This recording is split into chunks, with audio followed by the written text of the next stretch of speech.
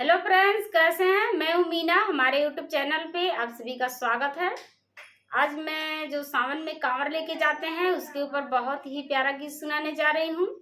Video पूरा देखिएगा। पसंद आए तो लाइक शेयर सब्सक्राइब करके इस चैनल को ढेर सारा प्यार दुलार आशीर्वाद देके आगे बढ़ाएं। कमेंट में बताना कैसा लगा। ननदो पे लगे रुआ साड़ी कालया दो जी के गाड़ी। ननदो पे लगे रुआ साड़ी कालया दो जी के गाड़ी। लैला कांवर चाली देवा घर नागरिया ना। लैला कांवर चाली देवा घर नागरिया ना।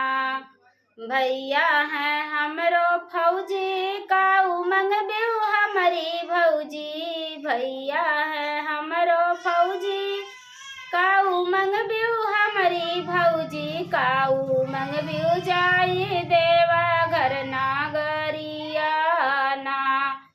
का उमंग बेऊ जाई देवा घर नागरिया ना।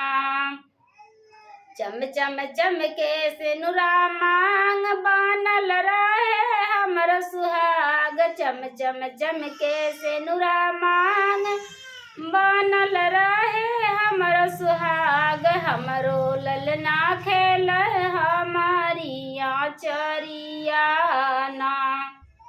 हमरो ललना खेल हमारी आचरिया ना।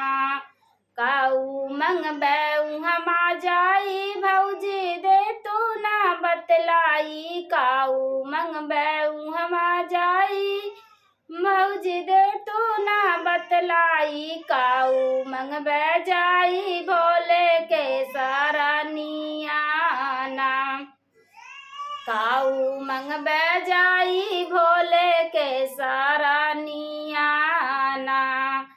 ननदो बाटू या बही कुंवार भौजी मिले दुल्हा तोहार। ननदो बाटू या बही कुंवार फौजी मिले दुल्हा तोहार। सो लगन में बन जा तू दुल्हनिया ना। सो लगन में बन जा तू दुल्हनिया ना।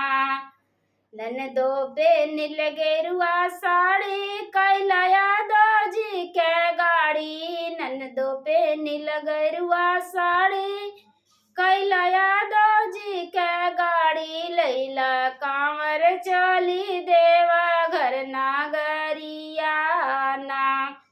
लैला कांवर चली देवा घर नागरिया